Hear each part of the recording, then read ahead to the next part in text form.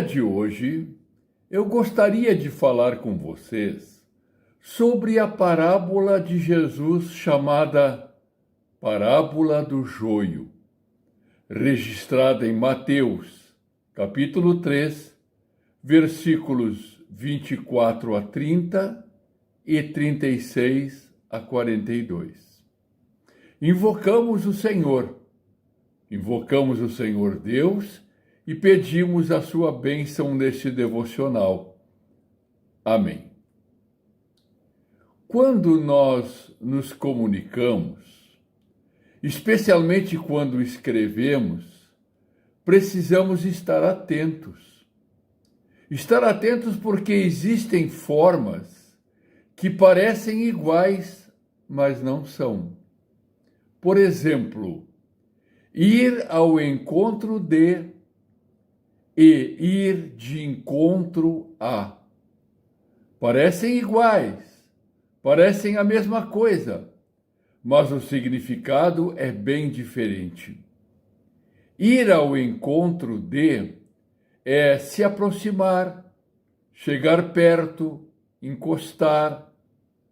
Já ir de encontro a é bater contra, é abalroar.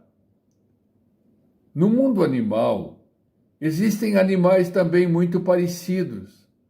As diferenças, muitas vezes, entre eles são pequenos detalhes.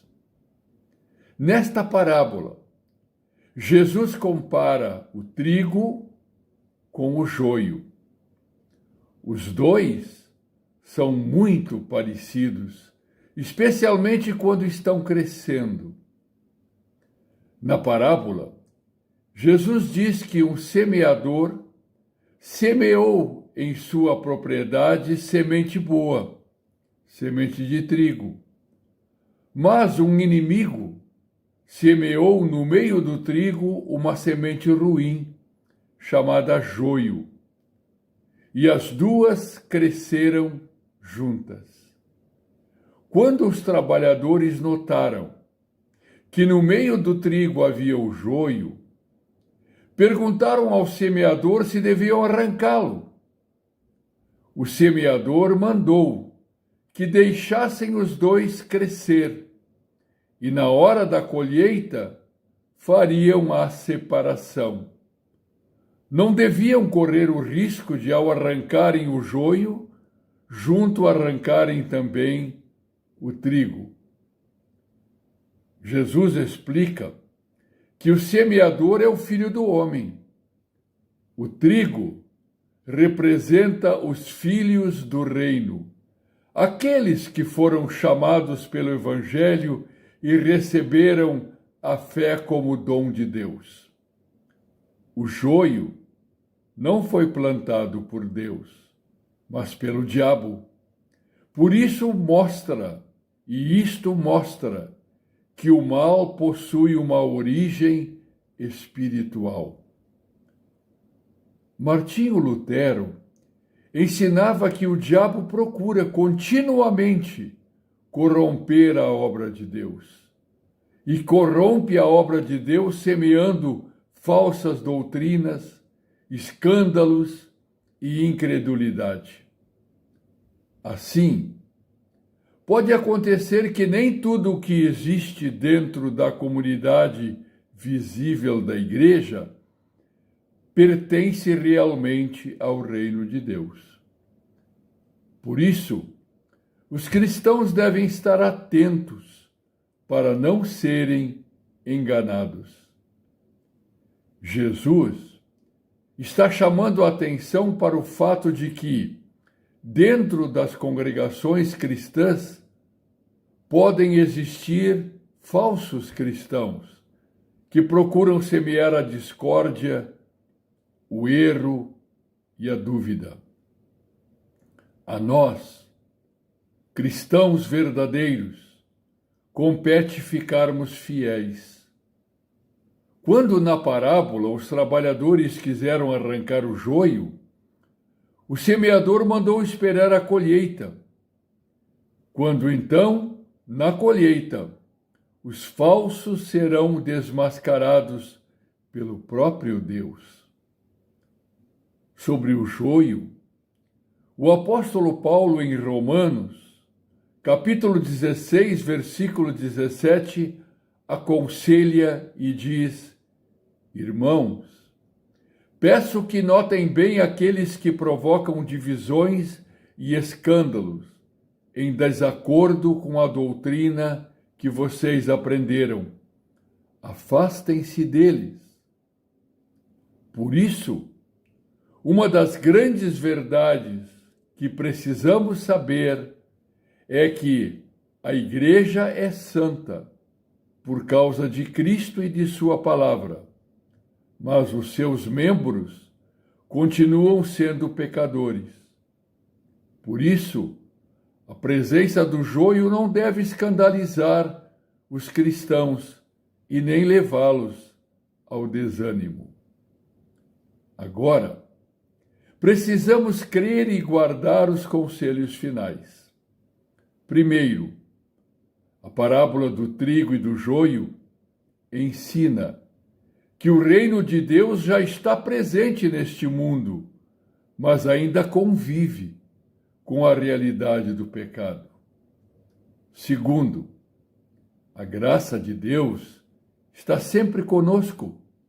A palavra de Deus é sempre norma e orientação.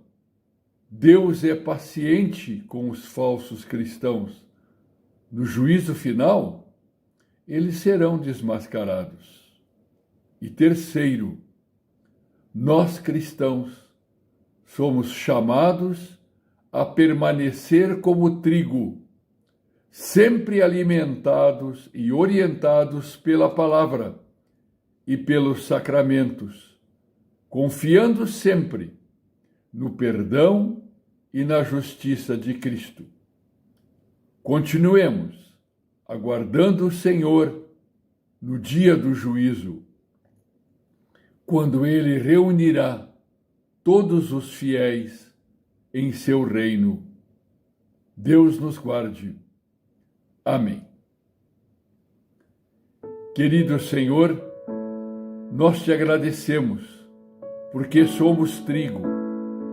Sabemos que o joio existe, e nós te pedimos que tu fortaleças a nossa fé, a nossa convicção e o nosso conhecimento, para que nos afastemos do joio, dos falsos profetas, dos falsos enganos, das falsas doutrinas.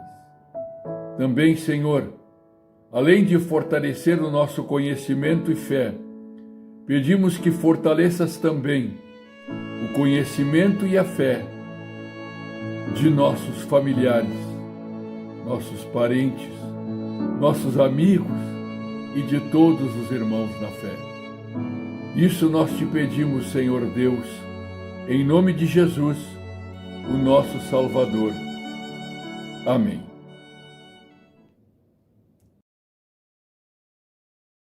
Se Deus não tivesse nos chamado para a sua maravilhosa luz, estaríamos perdidos no pecado, sem perdão, sem salvação em Jesus. Agora